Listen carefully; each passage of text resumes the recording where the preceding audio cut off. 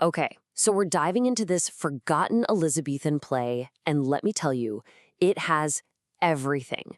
You've got a shocking true crime story at its heart, a literary whodunit, and get this, a wild connection to one of Shakespeare's most famous plays. And the whole thing kicks off with this one single, really eerie line. So that line, "My scene is London, native and your own. I sigh to think my subject too well known." That's from the very beginning of a hit play back in 1599.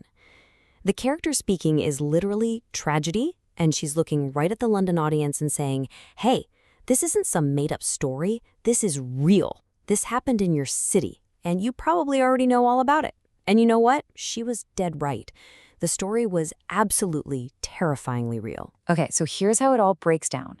First, way back in 1573, you have this brutal murder of a wealthy merchant, George Sanders. It's a huge scandal in London. Then, fast forward a whole 25 years to 1599. That same murder becomes the basis for a play. And not just any play, it's performed by Shakespeare's own acting company. So you gotta ask, right? What was this crime that was so scandalous, so juicy that people were still obsessed with it a quarter of a century later? All right, let's get into the nitty-gritty of the crime itself. This was a real Tudor true crime story, and it had all the ingredients. We're talking lust, betrayal, and just straight-up cold-blooded murder. So here are the players in this real-life tragedy. You've got the victim, George Sanders, a well-off London merchant. Then there's his wife, Anne Sanders, who gets tangled up in an affair. The other man is a Captain George Brown. But here's where it gets really dark. You have this other figure, Anne Drury, who's basically the puppet master, egging on the affair and pushing them toward the idea of murder. And that's what happens. Brown ambushes and kills Sanders. But the whole conspiracy fell apart. And in the end, all three of them, Brown, Drury, and even the wife, Anne Sanders, were caught and executed. So now, how does this grisly real-life story become a blockbuster play? Well, what's so wild is how they turned this public scandal into entertainment. The Elizabethan stage basically became, well, it became the 16th century version of a true crime podcast. They were literally ripping from the headlines to create a hit show. And whoever wrote this play, they did not hold back on the gruesome stuff. No way. In fact, they leaned right into it. The play stuck so closely to the real events that one scholar called it servile fidelity. It's that accurate.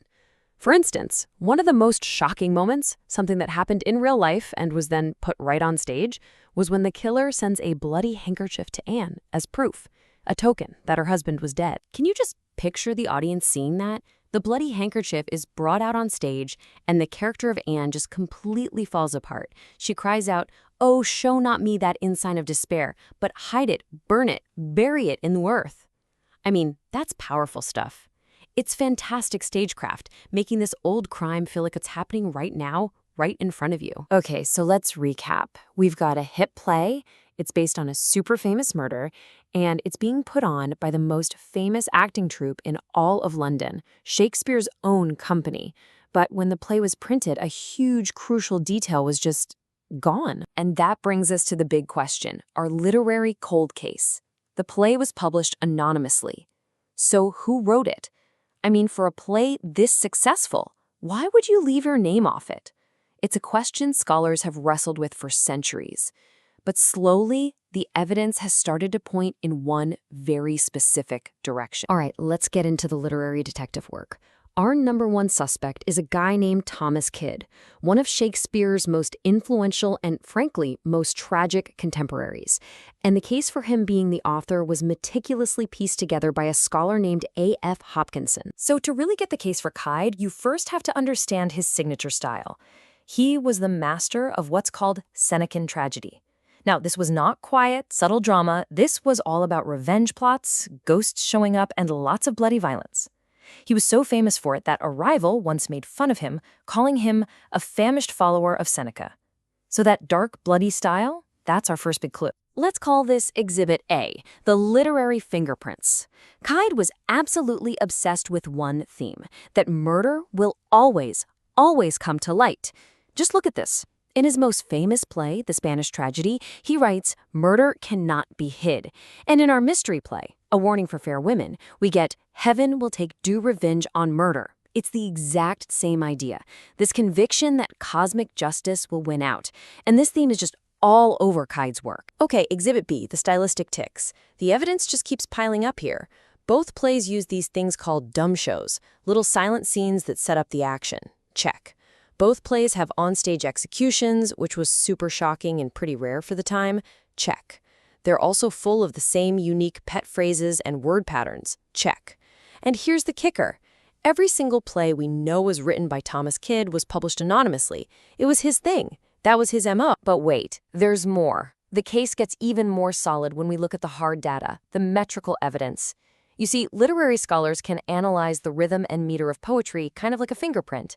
And when you put Kyde's known work side by side with A Warning, the patterns are a ridiculously close match. But it really boils down to one very specific, very unique poetic habit. And that brings us to Exhibit C, 223. That's the magic number. That's how many lines in this play have something called a feminine ending. All that means is the line ends on an unstressed syllable, which gives the poetry this very distinct sort of restless feeling. Now, I know it sounds technical, but trust me, back then this was a really innovative trick.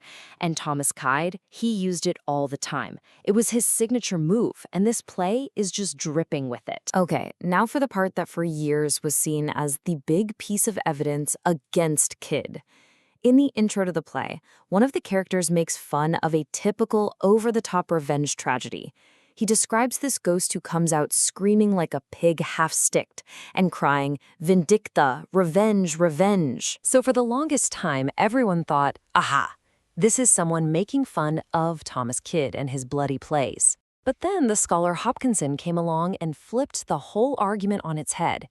He said, no, you've got it backwards. This isn't Kyd being mocked. This is Kyd doing the mocking. Turns out another playwright had actually used that cheesy Vindicta line in one of his plays. So this was Kyd, the king of the genre, basically taking a pot shot at his clumsy imitators. A total power move. So the evidence is pretty strong that Kyd wrote this thing. And that's where our story takes its last and honestly most amazing twist. This is where this forgotten little play connects directly to maybe the most famous play in the entire English language. Okay, get this. Buried inside A Warning for Fair Women, there's a scene where a character tells a little story. It's about a woman who years ago secretly murdered her husband. One night, she goes to the theater, and the play she sees, well, it happens to be about a woman who murders her husband in the exact same way. And seeing her own crime performed on stage, she's so overcome with guilt that she jumps up right there in the audience and confesses to everything. So a guilty person watching a play that mirrors their own crime and being so overwhelmed by it that their guilt is exposed? Sound familiar? Yeah. The play's the thing wherein I'll catch the conscience of the king. It's the exact plot device that Hamlet uses in The Mousetrap to prove his uncle Claudius is a murderer. Remember, Shakespeare's own company performed A Warning for Fair Women. He almost certainly saw it, or at the very least read it, and it seems he lifted this brilliant idea straight from it. The blueprint for one of the most iconic scenes in Hamlet came from this obscure true crime potboiler, very likely written by his old contemporary, Thomas Kyd. How amazing is that? And it just leaves you with this incredible thought, right? We love to think of geniuses like Shakespeare as creating in a total vacuum, just pulling these ideas out of thin air. But this story shows it was a messy, competitive, interconnected world. They were all borrowing, stealing, and one-upping each other. And it really makes you wonder, what else is out there? How many other forgotten works are hiding in plain sight, secretly providing the DNA for the stories we think we know so well?